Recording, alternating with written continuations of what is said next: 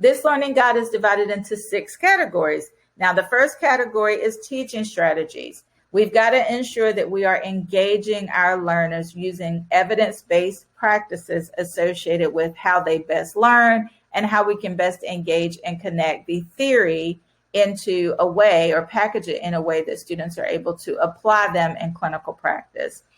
3 primary learning styles that we talk about are 𝐑𝐑, 𝐜𝐵, which is known as experiential learning theory, and then also NLN, which is the adult learning theory. So make sure you take some time to go over those key learning styles and learning preferences as part of this teaching strategies category.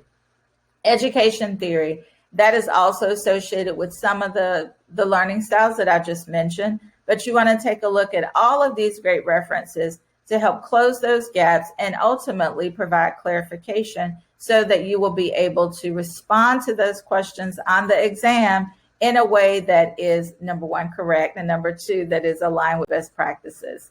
The next category we're focusing on are those learning styles, making sure that you hone in on the differences between them, and most importantly, what are some of those teaching strategies that will allow you to connect with the variety of learning styles. That is the expectation from NLN.